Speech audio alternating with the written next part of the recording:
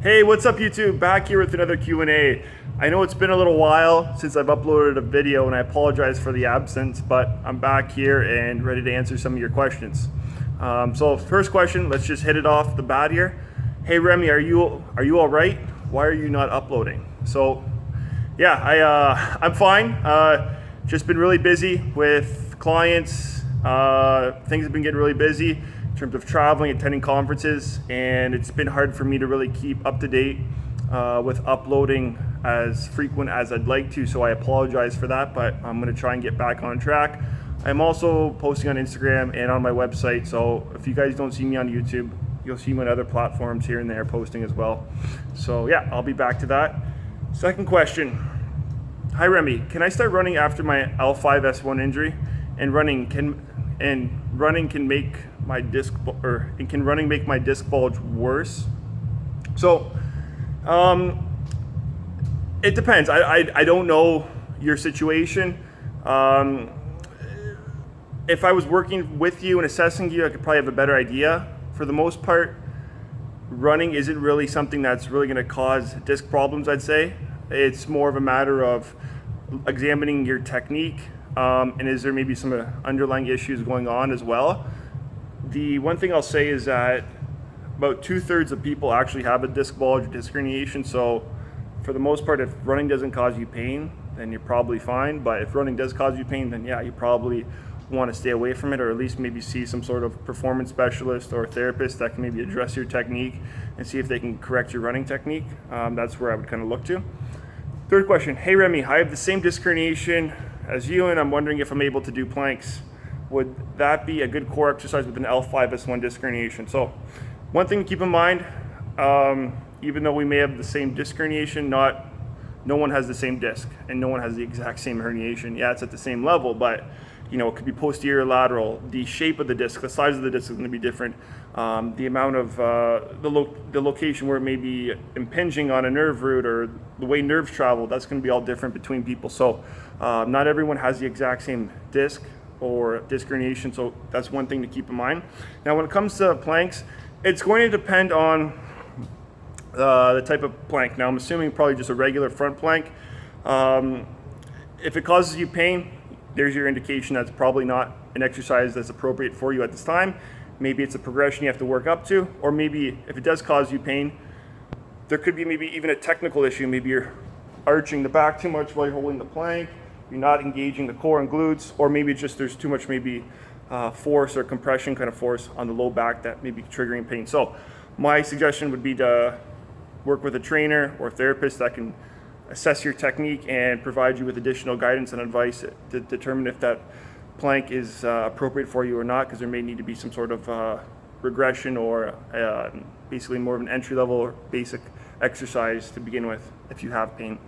So I hope that answers that question. Next question. Hey Remi, I've recently gone to PT for my sciatica due to disc bulge in L4, L5. They have recommended knees to chest stretch and lumbar twist stretches. I've read that anytime flexion or twisting would only make my condition worse, but for me there is no increase in pain when I do these stretches. Do you suggest I continue with them? So what I'll say is that I'm not your PT, I'm not working with you, but if you read Stuart McGill's book Back Mechanic, he advises against these stretches like knees to chest and a lot of these twisting based stretches, as he kind of claims them as silly stretches, and I would agree with that. Now if it doesn't cause you pain, maybe the therapist has a different reasoning for them, so that's something you have to discuss with them, because maybe there's a reason for them, especially if it isn't causing pain.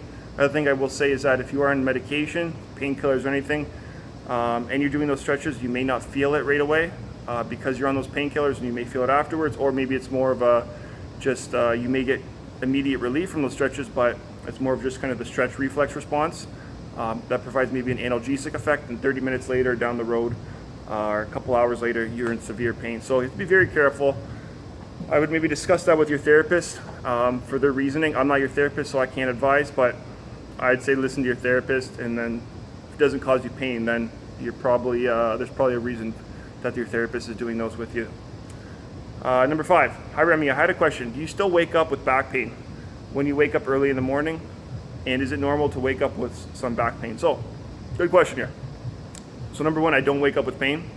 I've been pain-free for quite some time now. Now, sure, I might get some stiffness, backaches here and there, but that's just like anyone else. And that may be from just sitting for too long. Maybe it's like on a plane ride or traveling, but that's just like anybody. What I'll say though is, with regards to waking up with back pain, that there's actually a reason for this.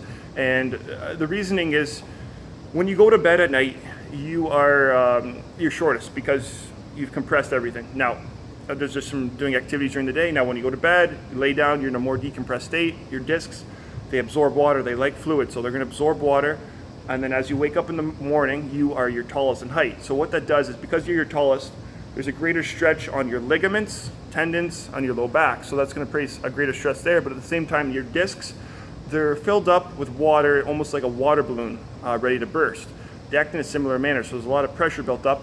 And when you go do a bending activity, say like a sit up, or just to bend over to tie your shoes, that activity will be about 3 times more stressful based on what the research says if compared to doing that same activity in the afternoon. So you're at greater risk for injury in the immediate morning, and also you could get some backache, and that can be the explanation why, is just because of that added pressure and buildup in the spinal disc. So something you have to be very careful with is that early morning bending. So those are today's quick Q&A. Just wanted to kind of wrap this video up now.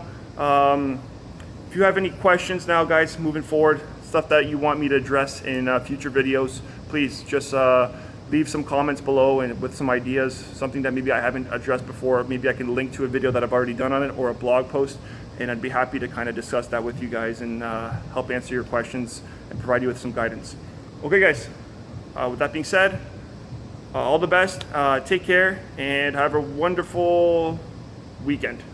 See you later.